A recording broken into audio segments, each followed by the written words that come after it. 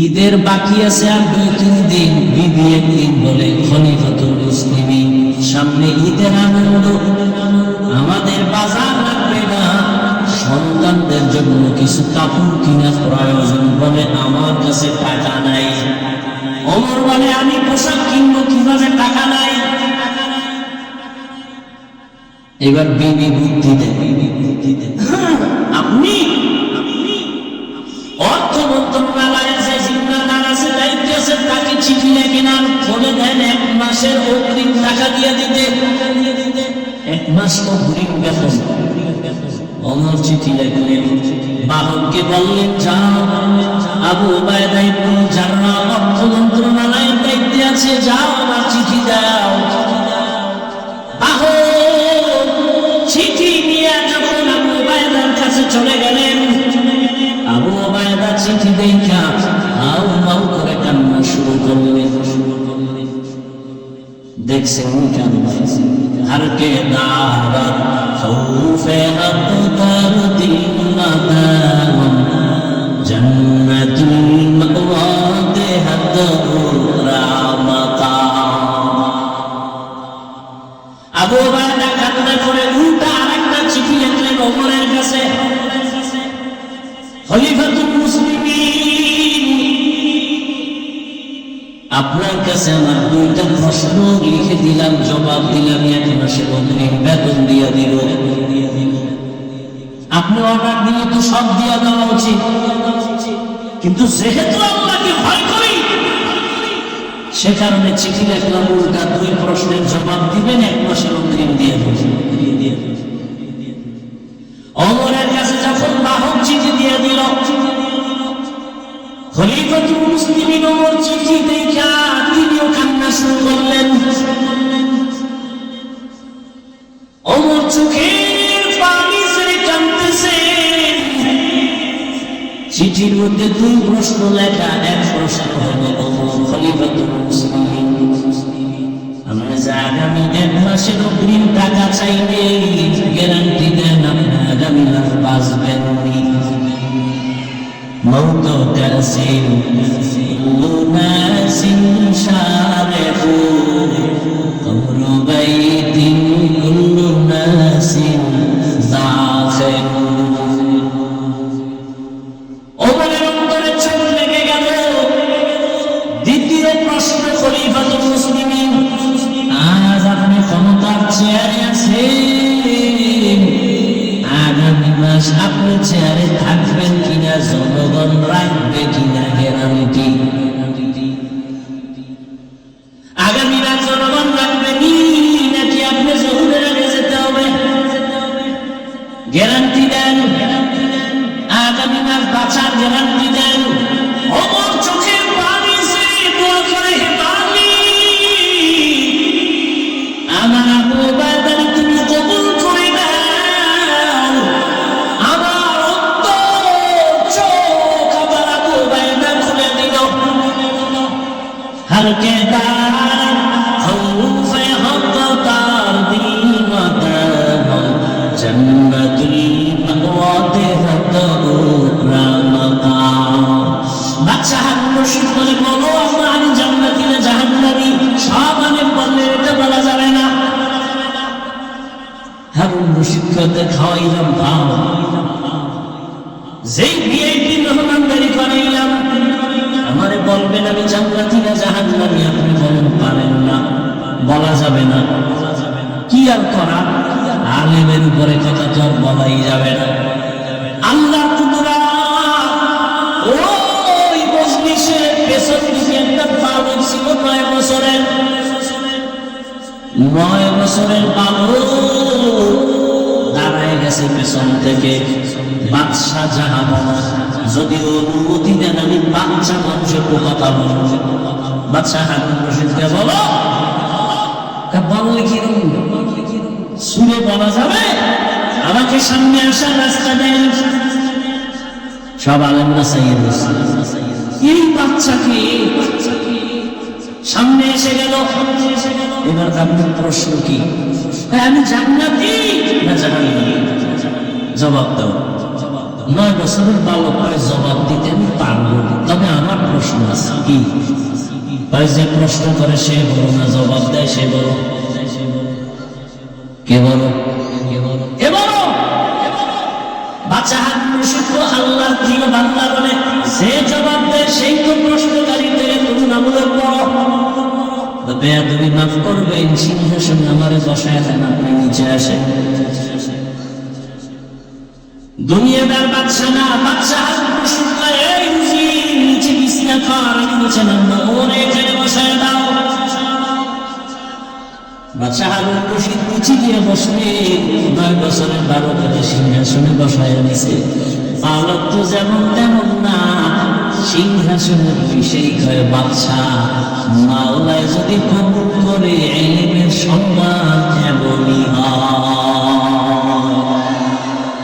মেরা এহসাস করদন বেহসাস তেরা দাদন জওয়াবে বাসওয়াব अपना तारा मुस्ते खल्क आज़ारेना मिस्तेरी हसनत के दीदारेरा।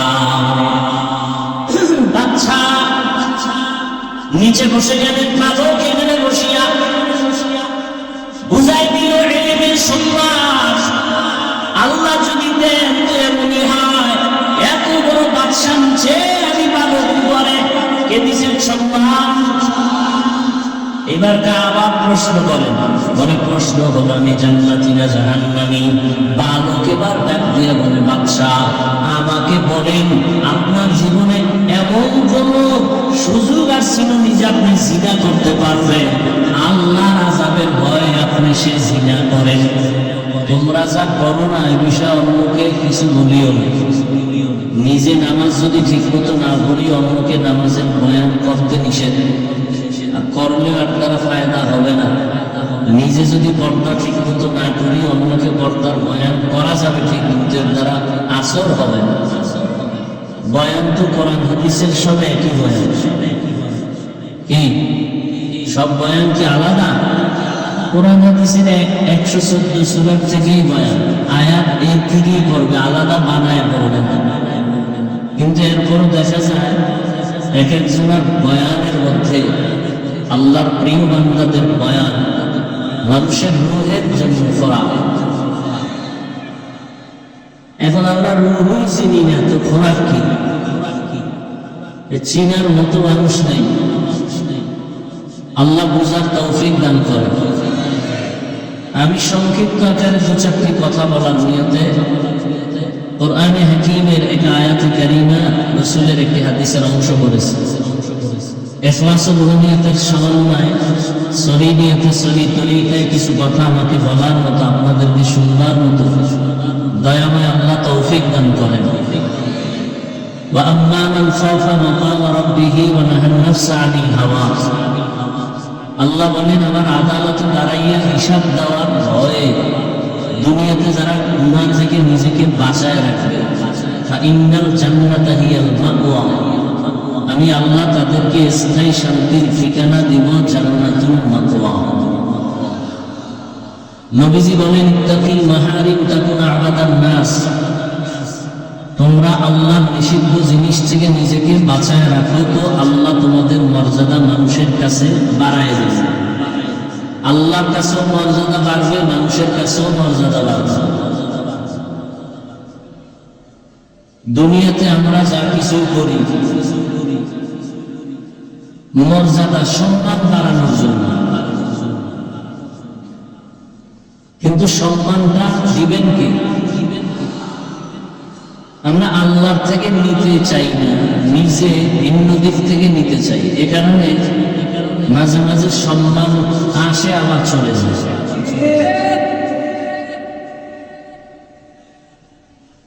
এই দুনিয়া নামক গ্রহটা আল্লাহ যে বানাইছেন, এই দুনিয়ার কোনো মূল্যই নেই। আল্লাহর কাছে দুনিয়ার কোনো দাম নেই। আসলে দুনিয়া যে করি, কেউ বলতে পারবে যে দুনিয়ার হায়াতের গ্যারান্টি 1 বছর, 1 মাস, 1 দিন, 1 ঘন্টা, নিঃশ্বাসের নাই বিশ্বাস। কত কল্পনা নিয়ে আমরা ঘুরি, 50 বছরে এই করবো সেই করবো, কিন্তু আমি বুঝতেই পারি না যে আমার জোহরের আগে হায়াত শেষ হয়ে যায়।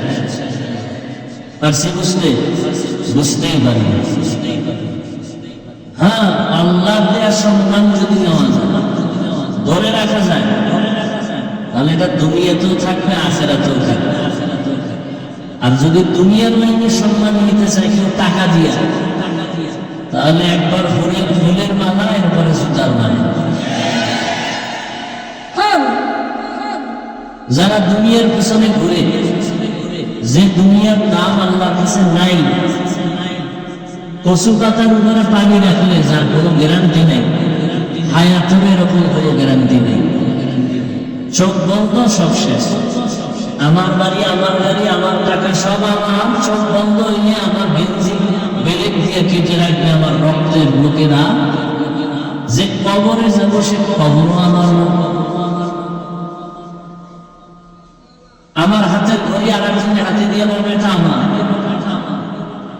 আমার মোবাইল আরেকজনের হাতে নিয়ে যখন নিবে, সে ভাববে তা। কেউ যদি টেলিফোন করে, হাফিজ ভাই কই আছেন, বলে কে তুমি?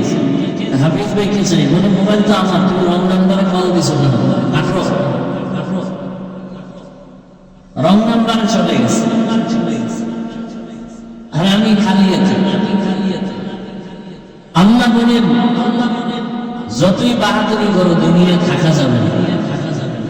আসতে যেহেতু হবে, কোথায় আসবা? আসতেই হবে। তবে আসার আগে রেডি হয়ে আসো, যুদ্ধ হবে তোমার সাথে। রেডি হয়ে আসো, আসতেই হবে। কেউ থাকতে চাইলেও পারে নাই, পারবেও, আসতেই হবে। তো দুনিয়ার দাম নেই, আল্লাহর কাছে যেতেই হবে। পাঠাইলেন কেন? কে পাঠাইছেন? আমরা জোর করে আসছি, কে পাঠাইছেন? তো আল্লাহ কেন পাঠাইলেন? আল্লাহ কয়, আসল বাড়ির কিছু বাজার করার জন্য দুনিয়া পাঠাইছে। সকাল 10টায় সন্তানকে বাবায় বলে তাড়াতাড়ি তরকারির বাজারে যাও, মাছ, ডাল, চাল নিয়ে আসো, দুপুরে মেহমান আসবে, রান্না করতে হবে, দ্রুত যাও, টাকা নেব। ছেলে টাকা নিয়ে দৌড় বাজার সদাই করে চলে আসবে, মেহমান ঘরে দুপুরে আসবে, খানা রান্না হবে। ছেলে বাজারে গিয়ে দেখে মজার মজার খেলা চলতেছে, রং বেরঙের বাতি জ্বলতেছে, বিল্ডিং দেখা ভালো লেগেছে। ওই মজা পাইয়া এখানে খেলা, ওখানে ক্যাম্পাসার, ওখানে বিল্ডিং, ওখানে টেলিভিশন, সব দেখা ও যে বাজার করবে খেয়ালি নেই। দেখতে দেখতে দেখতে দেখতে আজানের টাইম ঘনিয়ে হঠাৎ করে মনে পড়লো, আরে আমি আসছি তো বাজার করার জন্য। টাইম তো শেষের দিকে, দৌড়ে গেল তরকারির বাজারে।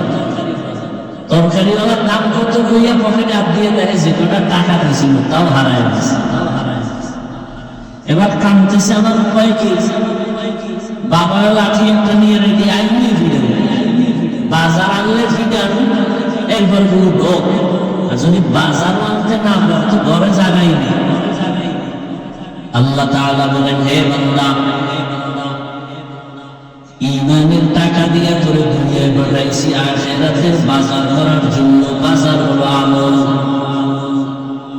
তোর ইমানের আলো দিয়ে পাঠাই দিছি, ইমানের টাকা আছে। কোন কি আমাদের ইমান? কোন কি ইমান দিয়ে পাঠাইছে?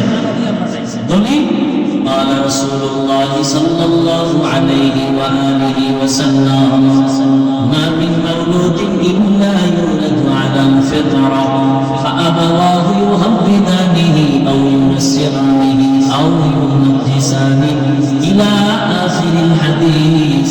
পয়গম্বর বলেন, জমিনে যত সন্তান ভূমিষ্ঠ হয় ঈমানের আলো নিয়েই দুনিয়াতে জন্ম হয়। মা বাবা ওই সন্তানকে অগ্নি পূজারী বানায়, মূর্তি পূজারী বানায়, গায়রুল্লাহর গোলাম বানায়। কে বানায়? মা বাবা। আল্লাহ ঈমানের আলো দিয়ে সন্তানকে আল্লাহ পাঠাইছে। যে ঘরে আসুক না কেন, নাবালের বাচ্চা ঈমানের আলো দিয়ে আছে। মা বাবা তারে মুক্তি দিয়ে তাই সিজদা কর, মা বাবা গায়রুল্লাহর গোলাম বানায় দেয়। এজন্য কিয়ামতের ময়দানে অনেক আল্লাহর বান্দারা সন্তানের অপরাধের কারণে জাহান্নামের লেগে যাবে। আল্লাহ জিজ্ঞেস করবেন, হে সন্তান, নামাজ পড়েছো? বলে পড়ি নাই। রোজা রাখছো? রাখি নাই। কেন?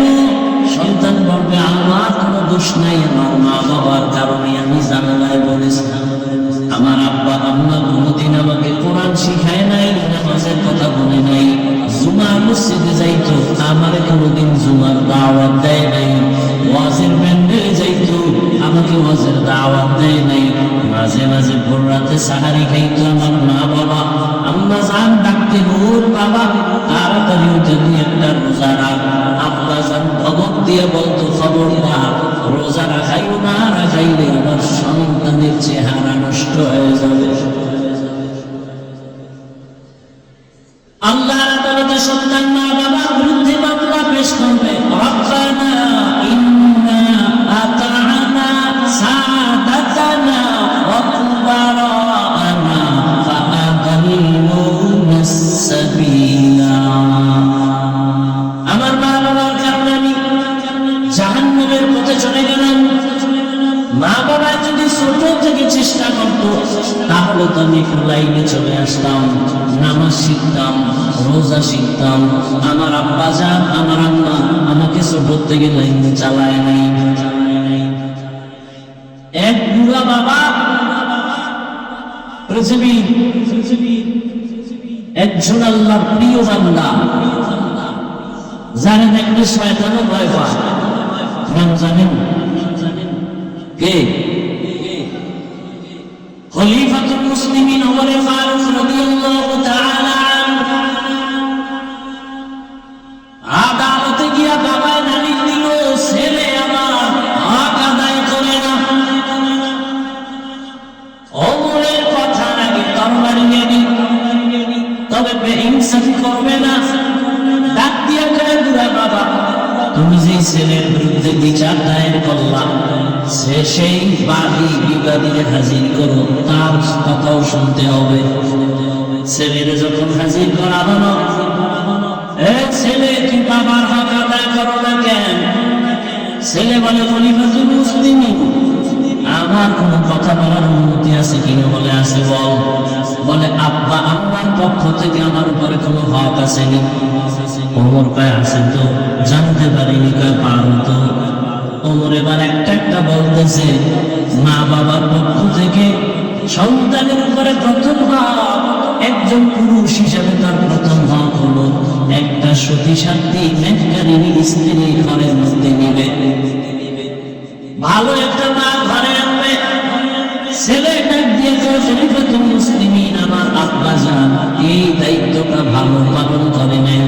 আমার আব্বা ভালো মা ঘরে নেয় নাই, সমাজের নানা কাটা ভরি আমার বাবাই নিয়ে আসছে। নানা কাটা ভরি এই সেই তো নানা গানে ঘরে ঢুকিয়ে কয়, তোর বাপ খারাপ, তোর মা খারাপ, ব্যবহার ভালো না, ঘর থেকে নাম কি করুন? হয় তাড়াতাড়ি আলাদা ফেলার। আর আলাদা ফেলার লইয়া কিছুদিন পরে করে, তোর নাম ভালো না, এইবার তোরে ফকির বানায়া ভিক্ষার ঝুলি দিয়া আমি হিজরত করলাম। ডানা কাটা বলে মায়েরটাও কাটছে, বাবারটাও কাটছে, এইবার মহারটাও কাটছে। সন্তান বলেন, খলিফাতুল মুসলিমিন, আমার আব্বা ভালো মা ঘরে নেই। তারপরে হক হলো স্বামী আর স্ত্রী আল্লাহর কাছে দোয়া করবে একটা নেককার সন্তানের জন্য। আমার বাবা মা কোনদিন দোয়া করছে কিনা আমার জানা নাই। এরপরে সন্তান দুনিয়াতে যখন আসবে, ডান কানে আযান আর বাম কানে কামাত। ছেলে ডাক দিয়ে বলে, আমার আব্বা কোনদিন আমার ডান কানে বাম কানে আযানে কামড় দেয় নাই। ও যাত্রাবাড়ি মুসলমানেরা, কয়জন মুসলমান বুকে হাত লাগাইয়া বলতে পারবা, দুনিয়াতে আসছো যেদিন, ওই দিন তোমার ডান কানে আযান আর বাম কানে কামড় হয়েছে কিনা? না, কেমনে কই, আমার তো জন্ম হসপিটালে। হসপিটালের মধ্যে তো কোনো মুয়াজ্জিন নাই আযানে আমল দেওয়ার জন্য, আছে নাই? অনেকে তো জানেই না যে কামনা করা লাগবে, অনেকে তো জানাই নাই। আবার মা বাবা হক আদায় করে নাই। এরপরে খলিফাতুল মুসলিমিন বলেন 7 দিনের দিন সন্তানের চুল ফালাবে আর একটা সুন্দর নাম রাখবে। বলে আমার আব্বা জান আমার একটা ভালো নাম রাখে নাই, আমার নাম রাখছে জহুল। যেমন আমরা এলাকায় রাখে জুয়েল, কোয়েল, দোয়েল। সন্তানের নাম তুফান, নদী, হাসি, খুশি, হ্যাঁ, সবুজ, গম্বুজ, সন্তানের নাম। হায় হায়, সারা দুনিয়া খুঁজো, কোন বিদর্মীর বাড়ি আব্দুর রহমান নামে কোন ছেলে আসেনি। সারা দুনিয়া খুঁজো, শুধু বাংলাদেশ না, রহিমার খাতুন নামে কোন মেয়ে কোন বিদর্মীর ঘরে আসেনি। মুসলমানের ঘরে কেন তো বেঈমানের নাম? কারণ কি? ইসলামের নাম কি টান করছেনি? এদিন এক আমার ভক্ত জিগাই তোর নাম কি? সুমেল। তোর ভাইয়ের নাম কি? রুমেল। তোর মাইয়া বলা যদি হয় এটার নাম রাখবি আর একটা হিমেল, আর লাস্টে যেটা হবে এটার নাম রাখবি জিমেল। আর কি বলবো? জিন্দেগি মে বন্দেগি তো করনা হে, জিন্দেগি মে বন্দেগি তো করনা হে, জিন্দেগি মে বন্দেগি শর্মিন্দা হে, जिंदगी में बंदगी शर्मिंदा है, यहाँ हम सब मुसाफिर दिन ना लगा, अहले दिल की नज़र से रूह करता जा,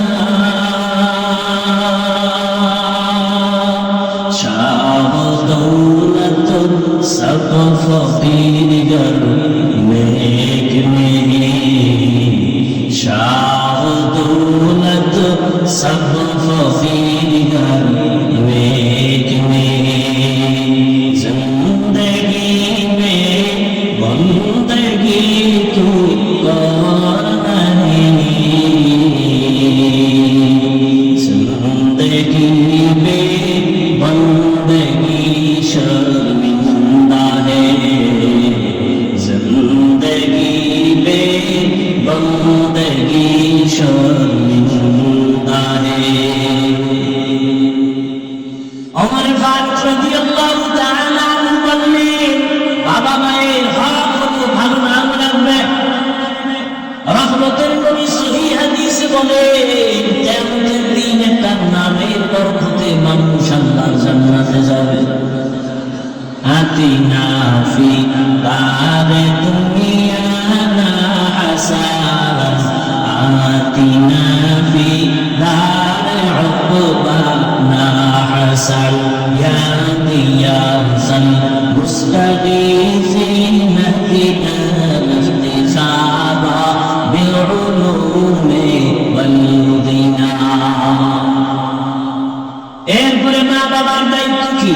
قال رسول الله صلى الله عليه وآله وسلم من ولد له ولد فليحسن اسمه وأدبه فإذا بلغ فليزوجه فإن بلغ ولم يزوجه فأصاب إثما فإنما إثمه على أبيه। রহমতের নবী বলেন, সন্তান যখন আসে সুন্দর নাম রাখো আর আদব শিক্ষা দাও। কি শিক্ষা দাও। আদব কোথা থেকে শিখবেন? মায়ের গর্ভ থেকে তো আদব শিখা আসা যায় না। নবী বলেন আদাবানি রব্বি ফাহসানা তা'দীবি, আমার রব আমার আদব শিখাইছেন। আল্লাহর দেওয়া শিক্ষা আদব কত সুন্দর। কেমন আদব আমার নবীর আল্লাহ শিখাইছেন। রহমতের নবী জীবনে কোনদিন একটা মিথ্যা কথা বলেন নাই কোন স্বার্থের জন্য। জীবনে নবী গালি দেন নাই। রহমতের নবী গালি শুনছেন, জবাব দেন নাই।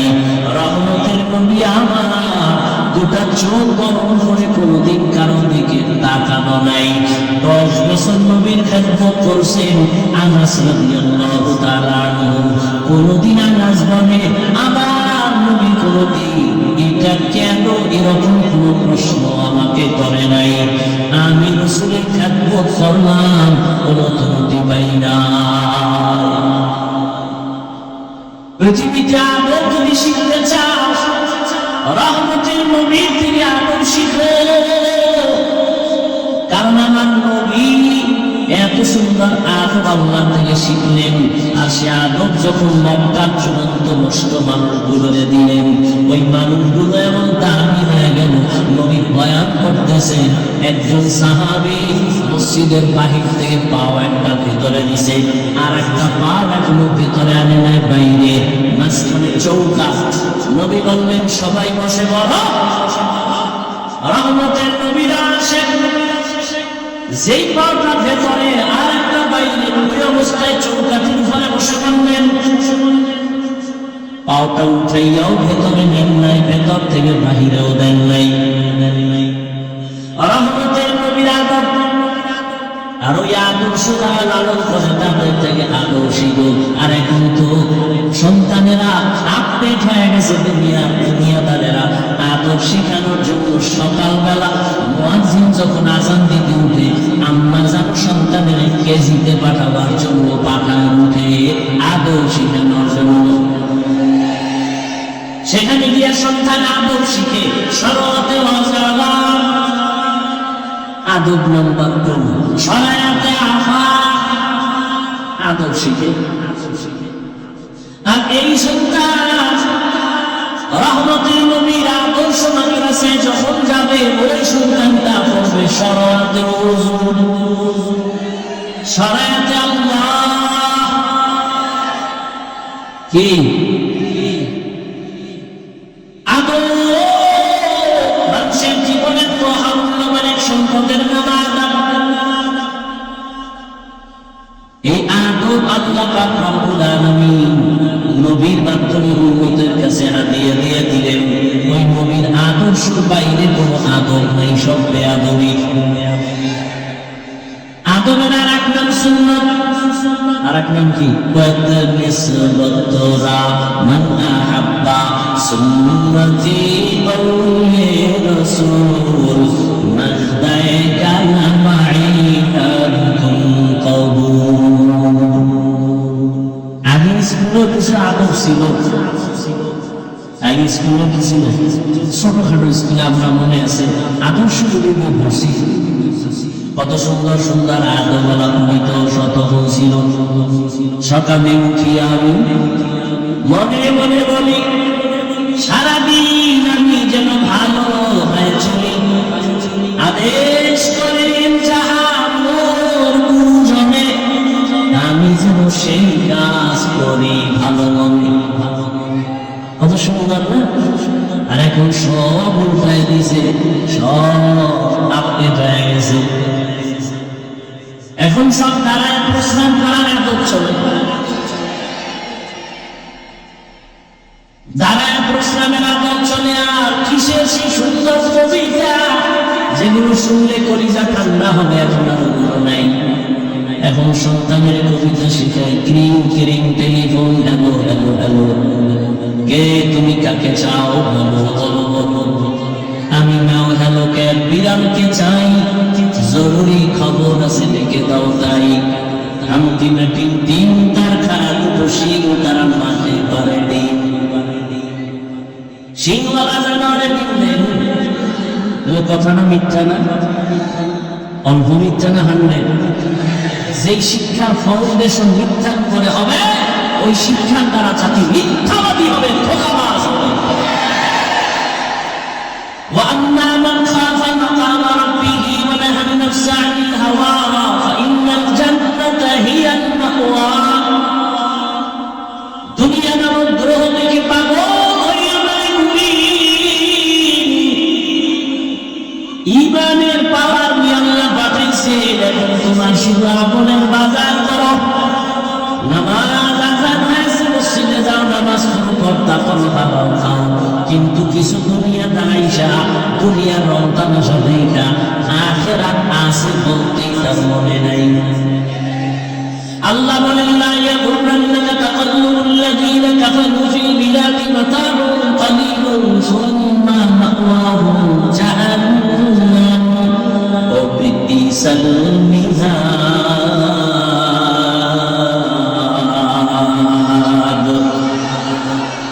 বেঈমান মুশরিক কাফেরের বানানো মনসব দেখে পাগল হইও না রে উম্মত। আল্লাহ বলেন এগুলো দেখে পাগল হইও না, এগুলো কোনো ভেলু নাই। বিউটি পার্লারের সৌন্দর্য দেখা সাইজা নিজে একটা জান কালা সাদা এনেছে, এক সুরায় খাবি গেলি ওই দানা কাটা বড়ি যখন বাসায় নিয়ে গেছে, ও জুবা পানি লাগছে, রোদ্র লাগছে, আসল চেহারা বাইরে। আমার এগুলো গেল সেগুলো গেল, দুনিয়ার রং মহল এগুলো বিউটি পার্লারের মতো এখন দেখতেছো, কিছুক্ষণ পর থাকবে না, কিছুই না। রহমতের নবী যদি দোয়া করতে বহু পাহাড় স্বর্ণ বানায় দাও, আল্লাহ দিতেন না? নবী বলেন আমি উল্টা দোয়া করছি, ও দয়ার মালিক আমার এই গরিবী হালাতে রাখিও, গরিবী হালাতে গরম দিও, কিয়ামতের দিন গরিবদের সাথে হাসর করাইও। রহমতের নবী বলেন এই গরিবেরা, বড় লোকের বাড়ি গাড়ি দেখে পাগল পারা হইও না, কিয়ামতের দিন বড় লোকের 500 বছর আগে গরিবেরা জান্নাতে চলে যাইবা। 500 বছর? কোন গরিব? বিফলপট্টি আপনাকে এদিকে যারা গাঞ্জার উদ্রা খান, এই গরিব।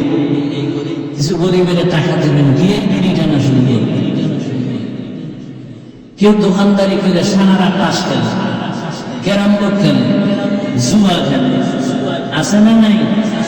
লুডু খেলে, মাইয়ার খবর নাই, বুয়ার খবর নাই, সংসারের চিন্তা নেই। আল্লাহ হেদায়েত দান করেন। আল্লাহ তাআলা বলেন দুনিয়ার পেছনে পড়ে কোনো লাভ নাই, দুনিয়া নামক গ্রহের কোনো মূল্য নাই। আর তোমরা যারা দুনিয়া দুনিয়া দুনিয়া ঘুরি ঘন ঘুমের মতো দুনিয়া নামাজে দাঁড়াইলেও দুনিয়া, এই দুনিয়া দুনিয়া যারা ঘুরিয়া আখিরাতের পেছনে পালায় দিছে, ওরা দুইটা জিনিস চায়। কয় জিনিস? একটা চাই সম্মান আর একটা চাই শান্তি। কিন্তু আমি আল্লাহর জাতের কসম করে বলি, যারা আখিরাতকে পেছনে ফেলে দুনিয়ার শান্তি আর সম্মানের জন্য সব দিকে দৌড়ায়, ওরা সম্মানেও নাই, শান্তিতেও নাই। 10 তলা বিল্ডিং উঠায় লাগবে, যদি বিল্ডিং বাদ দিয়ে জঙ্গলে ঘুমানো লাগে, সুইস ব্যাংকের টাকা রেখে রাখতে যদি 14 গোষ্ঠী খাইতে না পারে, টাকা দিয়ে সম্মান কিনলে এই সম্মান থাকে না। আর আমার মাওলায় যদি সম্মান দেন, এই সম্মান কেউ দিতে পারে না। পারে?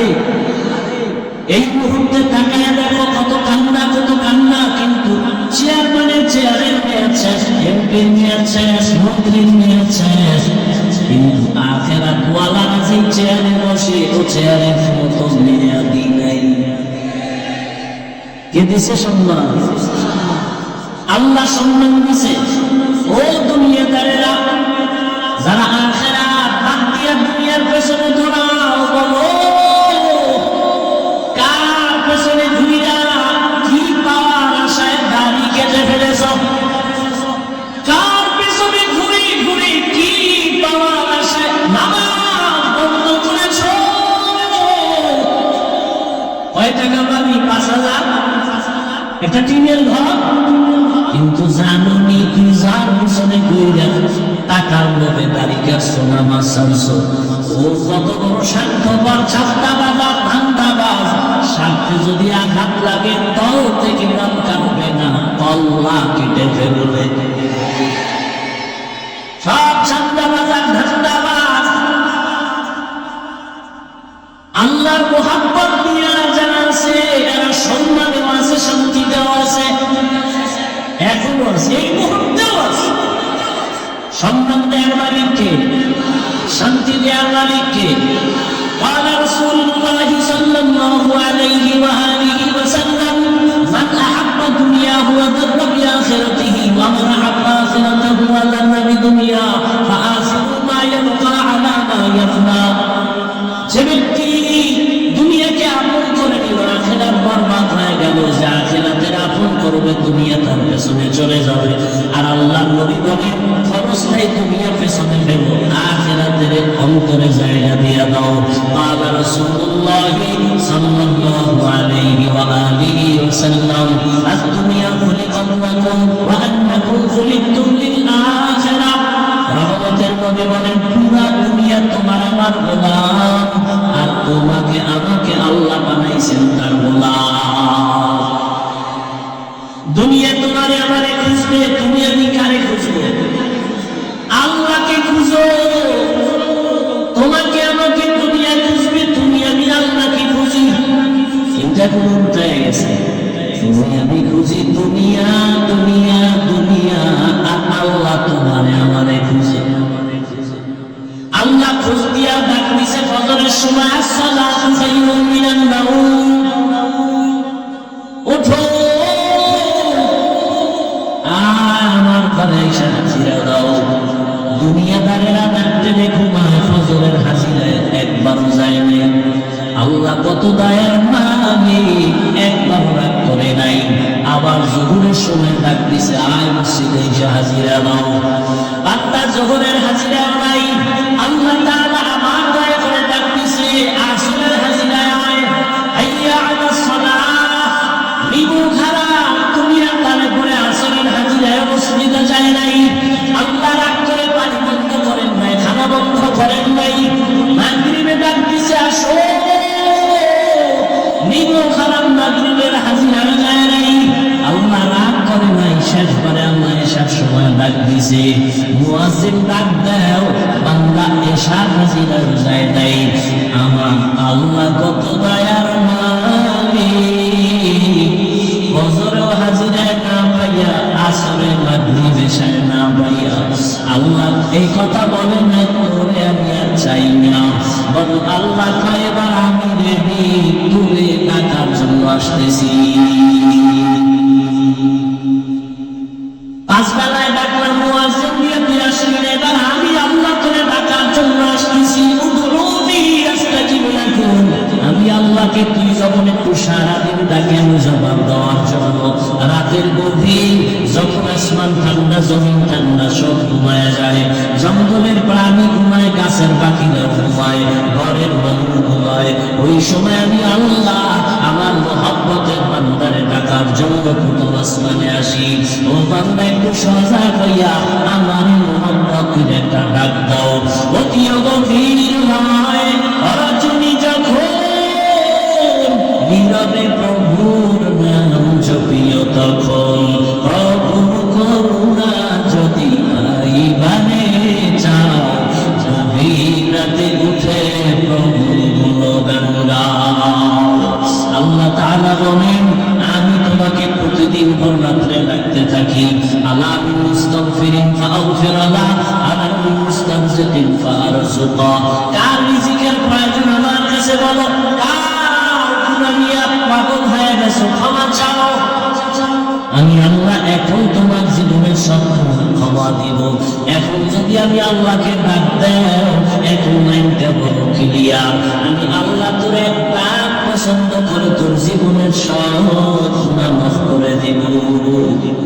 ইয়া ইলাহি মুঝসে মুঝকো দূর কর, তাকে দেখো মুঝ में तुझको एक नजर। আল্লাহ পাবেন।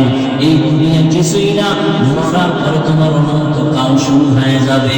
হাসরের ময়দান তোমার জন্য রেডি হয়ে যাবে। ওই দিন আদালতে হিসাব দেওয়া লাগবে, কেউ পালাবার কোনো সুযোগ নাই। হিসাব দেওয়ার চিন্তা করিয়া বান্দা, তুমি এখন যদি তুমি নিজের বাঁচাইতে পারো, আমি আল্লাহ ওয়াদা করলাম তোমার ঠিকানা হবে জান্নাত।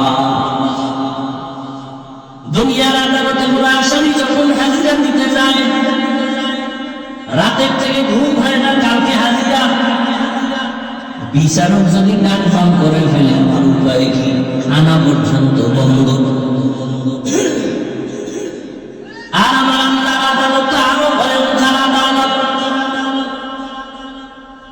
আল্লাহ পাকের আদালত এতটাই ভয়ঙ্কর, রহমতের নবী বলেন এই জমিন হবে কিয়ামতের মাঠ, আরাফার ময়দান হবে আল্লাহর বিচারালয়, আদালত। বিজ্ঞানীরা বলে জমিন থেকে 9,30,00,000 মাইল উপরে সূর্য। পৃথিবী নামক গ্রহটা যত বড়, পৃথিবীর থেকে সূর্য আরো 13 লক্ষ গুণ বড়। 9,30,00,000 মাইল উপর থেকে সূর্য তাপ দেয়।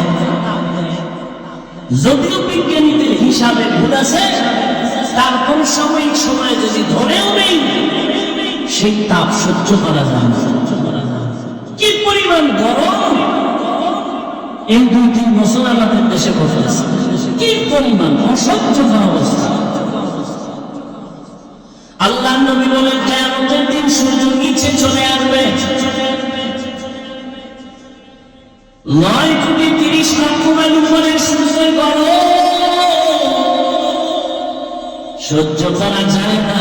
কিয়ামতের দিন যখন নিচে নেমে আসবে, সূর্যের গরমে মাটির জমিনটা পুড়িয়া তামা হয়ে যাবে। নাফরমানের মাথার মগজগুলো ভাতের মারের মতো ফুটতে থাকবে। রহমতের নবী বলেন অন্যদিকে জাহান্নামের আওয়াজ। জাহান্নাম বলবে, হে আল্লাহ, কই বেনামাজি গুনাহগারগুলো কোথায়? আমার পেটে দাও, আমার পেটে ক্ষুধা। রহমতের নবী বলেন এমন হালাত দিকে আমার আল্লাহ রাগান্বিত আওয়াজ দিবেন, লিমানিল মুলকুল ইয়াউম লিল্লাহিল ওয়াহিদিল কাহ্হার। আমার আল্লাহ তাআলা যখন রাগান্বিত কুদরতি আওয়াজ দিবেন, হাসরের ময়দানটা থরথর করে কেঁপে উঠবে। রহমতের নবী বলেন দাঁড়িয়ে পুরুষগুলো উলঙ্গ দাঁড়াবে হাসরের মাঠে। আম্মা জান আয়েশা রাদিয়াল্লাহু তাআলা আনহা বলেন, ইয়া রাসূলুল্লাহ, নারী পুরুষ যখন উলঙ্গ দাঁড়াবে কি লজ্জা হবে না? রহমতের নবী বলেন লজ্জা হবে পরের কথা, এমন ভয়ঙ্কর হবে হাসরের মাঠ, একজন আর একজনের দিকে তাকানোরই কোনো হুঁশ থাকবে না। নবীরা পর্যন্ত হাসরের ময়দানে রহমতের নবী বলেন কান্না করবেন। এত পরিমাণ কান্না, উম্মতের কথা ভুলে যাবেন। এই ভয়টা যার অন্তরে ঢুকবে, গুনাহ ছাড়বে, আল্লাহ ওয়াদা দিলেন তাকে জান্নাত দিয়ে দিব। বাদশাহ হারুন রশিদের নাম আপনারা শুনছেন। বড় বাদশাহ, রাষ্ট্র চালায়, আবার বুজুর্গ। তিনি একদিন ওলামায়ে কেরামদের তার প্রাসাদে, রাজপ্রাসাদে ডাকলেন, মেহমানদারি করাবেন। কে? তার স্ত্রীর নাম জানেননি? জুবায়দা খাতুন। জুবায়দা খাতুন বড় আল্লাহর পেয়ারা বান্দি, নিজে কোরআনের হাফেজা, আবার তার কাজের মহিলা ছিল 100, সবাই কোরআনের হাফেজা। জুবায়দা খাতুন সিদ্ধান্ত নিল, আমার বাড়ির মধ্যে 24টা ঘন্টার সেকেন্ডে সেকেন্ডে যেন প্রতি মুহূর্তে কোরআনের তেলাওয়াতের আওয়াজ শুরু হয়ে যায়। কাজের মহিলাদের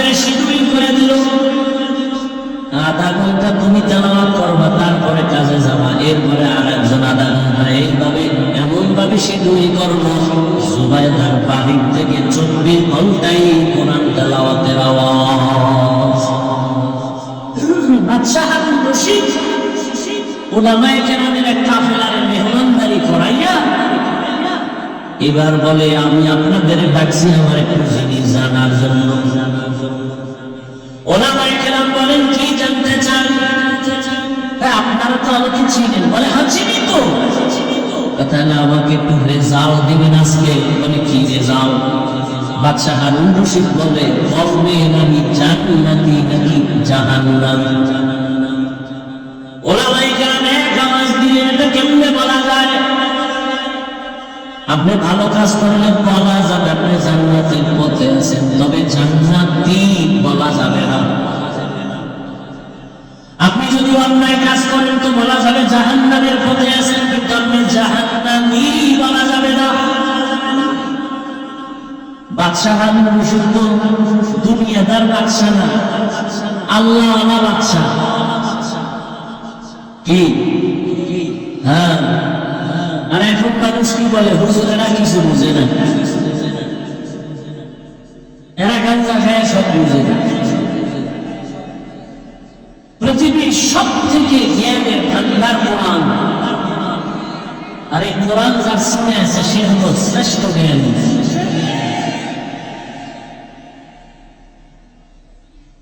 এই প্রপাগান্ডা ছড়ায় যারা আলেম থেকে জাতিকে আলাদা করতে চায়। কেন? আলেমের পেছনে যদি মানুষ চলে যায়, তাহলে ধান্দাবাজি, চুরি, দুর্নীতি করা যাবে না। আল্লাহ হেদায়েত দান করুন। ভাইরা আমার, আল্লাহর ইবাদতে দাঁড়াইয়া হিসাব দেওয়ার ভয় যতক্ষণ পর্যন্ত আল্লাহর কসম অন্তরে আসবে না, ততক্ষণ পর্যন্ত জমিন থেকে দুর্নীতি, চুরি, ডাকাতি বন্ধ করা যাবে না। রহমতের নবীর হাতে গড়া সাহাবী ওমর ফারুক রাদিয়াল্লাহু তাআলা খেলাফতের দায়িত্ব রাষ্ট্র চালাইতেছেন ওমর। রোম সম্রাট মানে ওমরের এত দাপট কেন? সবাই ভয় পায় কেন এই ব্যক্তিটারে? যাও তো দেখো তো তার আশেপাশে তার বডিগার্ড কত হাজার। গোয়েন্দারা এসে দেখে রিপোর্ট দিল, রোম সম্রাট ওমর নামের ব্যক্তির কোনো কার্ড নাই, একা একা চলে, একা একা চলে, তার এত পাওয়ার।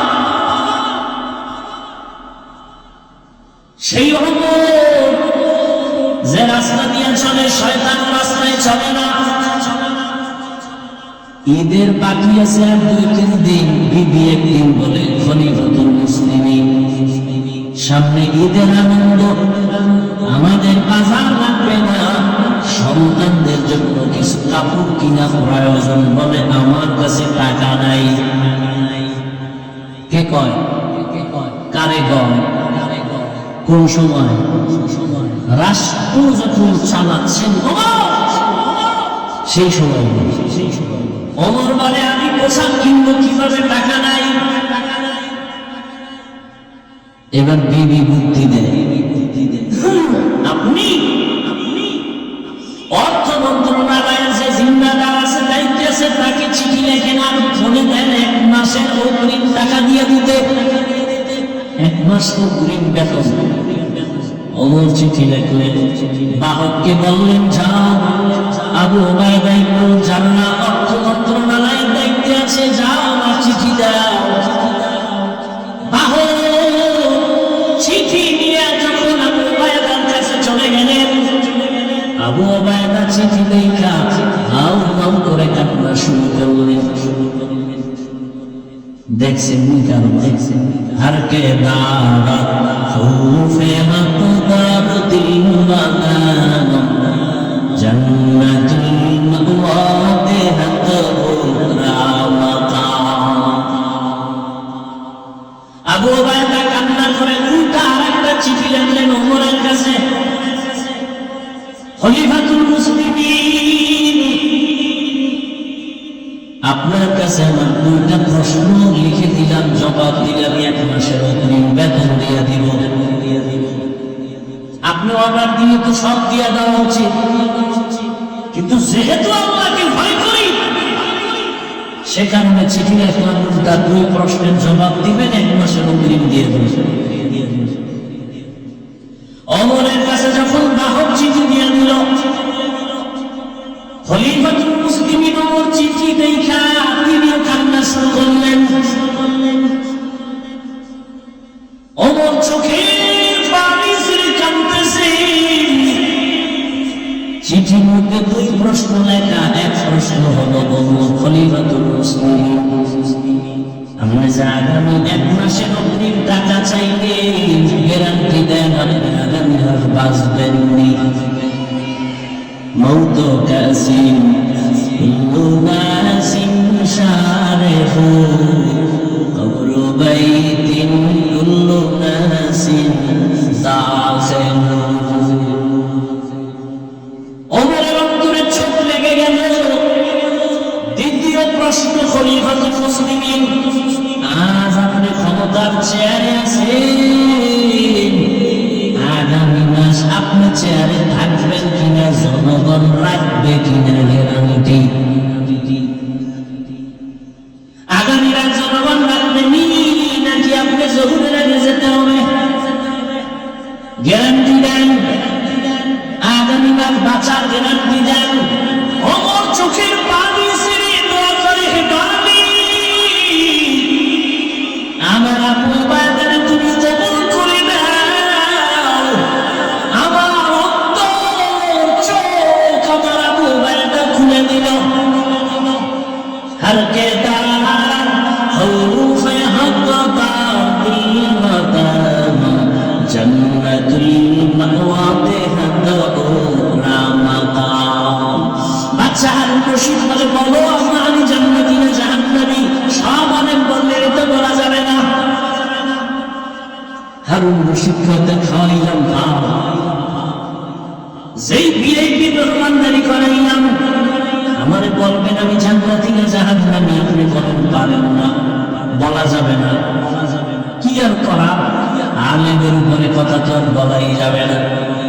আল্লাহর কুদরত। ওই মজলিসের পেছন দিকে একটা বালক ছিল 9 বছরের। 9 বছরের বালক দাঁড়ায় গেছে পেছন থেকে।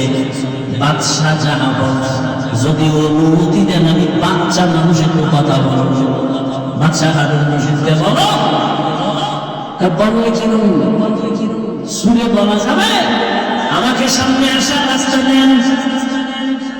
সব আলেমরা চাইয়ে এই বাচ্চাকে সামনে এসে গেল। এবার আপনার প্রশ্ন কি? আমি জান্নাতি না জাহান্নামী? জবাব দাও। 9 বছরের বালক করে জবাব দিতে আমি পারবো, তবে আমার প্রশ্ন আছে। কি? যে প্রশ্ন করে সে বলো না, জবাব দেয় সে বলো। কে বলো? কে বলো? বাদশা হারুন রশিদ তো আল্লাহর প্রিয় বান্দা বলে, যে জবাব দেয় সেই তো প্রশ্নকারী থেকে তুলনামূলক বড়। তুমি মাফ করবেন, সিংহাসনে আমার বসায় দেন, আপনি নিচে আসেন। দুনিয়াদার বাদশা না, বাদশা হারুন রশিদ কয়, এই হুজুর নিচে বিছনা কর, আমি নিচে নামবো, ওরে এখানে বসায় দাও। বাদশা হারুন রশিদ নিচে গিয়ে বসলে 9 বছরের বালকের সিংহাসনে বসায় নিছে। বালক তো যেমন তেমন না, সিংহাসনে সেই করে বাদশা মাওলায় যদি কবুল করে এলেমের সম্মান এমনই হয়। এলমেরা এজাজু করদন বেগেসা তেরা দাদন জওয়াবে বাসাওয়া আপনা দারত দুস্তে খলফা জারেনা মিস্তেরি হসলত কে দিনদারেরা। আচ্ছা, নিচে বসে গেলেন, বালক এখানে বসিয়া বুঝাই দিল এলিমের সংবাদ। হয় এত বড় বাদশা নিচে আমি বালক উপরে কে দিচ্ছেন সম্মান? এবার আবার প্রশ্ন করেন, বলে প্রশ্ন হলো আমি জান্নাতি না জাহান্নামী? বালক এবার ডাক দিয়া বলে বাদশাহ আমাকে বলেন আপনার জীবনে এমন কোন সুযোগ আসছিল যে আপনি জিনা করতে পারবেন? আল্লাহর আযাবের ভয় আপনি সে জিনা করেন নাই, গুনাহ করার সুযোগ ছিল, চাইলে আপনি দরজা লাগাইছেন। আমার আছে আমি চাইলেই গুনাহ করতে পারতাম, চাইলেই জিনা করতে পারতাম, কিন্তু আমার মালিকের আযাবের ভয়, আমি আল্লাহর আদালতের ভয় আমি গুনাহ থেকে নিজেকে বাঁচায় ফেলছি। বালক ডাক দিয়া কয় বাদশাহ আমি নিশ্চিত বললাম আপনি জান্নাতি। ওলামায়ে কেরাম বড় হয়ে গেল, আমরা এতগুলো ওলামায়ে কেরাম কেউ বলতে পারবেন না বাদশাহ হারুন রশিদ জান্নাতি না জাহান্নামী। তুমি কেমনে বলছো বাদশাহ হারুন রশিদ জান্নাতি? বলে হ্যাঁ আমি বলেছি, দলিল দিব, দলিল নাও। দলিল আমার বাবার দেওয়া না, দাদার দেওয়া না, আল্লাহর কোরআন। ওই দলিলেই বলেছি বাদশাহ হারুন রশিদ জান্নাতি। দলিল কি? এই আয়াত ওয়া আম্মা মান খাফা মাকামা রাব্বিহি ওয়া নাহা নাফসা আনিল হাওয়া ফাইন্নাল জান্নাতা হিয়াল মাওয়া। আল্লাহ ওয়াদা করেছেন আমার আযাবের ভয়ে, শাস্তির ভয়ে, আমার আদালতে হিসাবের ভয়, যারা দুনিয়াতে গুনাহ থেকে নিজেকে বাঁচাবে আমি আল্লাহ ওয়াদা দিলাম সে জান্নাতি।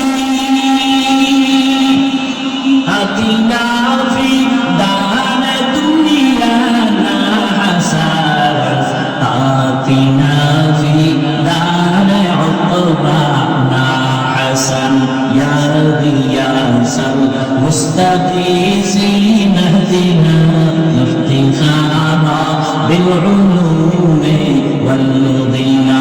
হর গরিবে মেরে কো তু তৈয়ার হ্যায়, जो न मांगे उससे तू बेजार है। আর আল্লাহর ভয় অন্তরে জমা করার জন্যই তো এই ওয়াজের আয়োজন। আল্লাহওয়ালাদের নেক নজর, আল্লাহওয়ালাদের মজলিসে বসিয়া আখিরাতের আলোচনা শুনিয়া অন্তরে ভয় ঢুকাও। ওরে এই দুনিয়া কিছুই না, আজ আমার বাড়ি গাড়ি যাই বলি কিন্তু কিছুই আমার সঙ্গে যাবে না।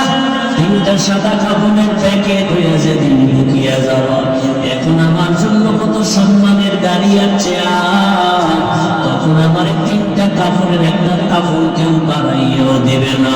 ওরে আমার মাওলার পরিচয় না নিয়া গুনাহ নিয়ে যদি কবরের মধ্যে রওনা দাও, ওরে আজরাইল যদি আইসা দেখে ও যুবক তোমার কানের ভেতরে কানের তার লাগানো আর মোবাইলে তুমি গুনাহ দেখতেছো, আজরাইল আইসা যদি নির্দেশ ধরিয়া পালায়, ওই অন্ধকার কবরে যখন যাইবা ওই কবর তখন তোমাকে আর রেহাই দিবে না, সাথ দিবে না। এরে নবীর উম্মতের দল, ওই কবরের আযাব সহ্য করার শক্তি কিন্তু কারো হবে না। এরে আল্লাহর বান্দারা, এই ভয়টা সাহাবায়ে কেরামের মধ্যে যখন ঢুকছে, আজীবন তারা কান্না করে করে আল্লাহর মুহাব্বত দিয়া চলছেন। এরে আল্লাহর গোলাম, এখনো সময় আছে, তওবা করো। আল্লাহওয়ালাদের নেক নজর ছাড়া অন্তর সোজা করা কোনোভাবেই সম্ভব না। আল্লাহর ভয় অন্তরে জমা করার জন্য আল্লাহওয়ালাদের নেক নজরের বিকল্প কোনো রাস্তা নাই। আউলিয়ারা কানে উকবা ইখতিয়ার, জাহেলারা কানে দুনিয়া ইখতিয়ার। আল্লাহওয়ালাদের সোহবত অন্তরে আল্লাহর ভয় ঢোকানোর একমাত্র পথ। এজন্য আমরা গুনাহমুক্ত হইয়া আল্লাহওয়ালার নেক নজর নিয়া জান্নাতি হইয়া কবরে যেতে চাই ইনশাআল্লাহ। আল্লাহ সবাইকে কবুল করুন। আর মুহাব্বতে বলেন আল্লাহুম্মা আমিন। আজকে আপনি সুস্থ, কালকে এই টাইমে সুস্থ গ্যারান্টি আছে? হ্যাঁ, ইদানিং বেশি করে সুস্থ মানুষ আর যুবক, অসুস্থ মানুষ কম করে। অতএব বাহাদুরি করবেন না। আমাদের হযরত শায়েখে চন্দনে চলে আসবেন, বয়ান করবেন, দোয়া করে তওবা করে এরপরে বিদায় নেবেন ইনশাআল্লাহ। সবাইকে কবুল করবে। খবরদার কোনোভাবেই যেন এই মজলিস বিশৃঙ্খলা না হয় আপনার কারণে, তাহলে আল্লাহর কাছে আপনি ধরা খেয়ে যাবেন। আল্লাহ সবাইকে শান্তভাবে আদরের সাথে শেষ দোয়া পর্যন্ত থাকার তৌফিক দান করেন।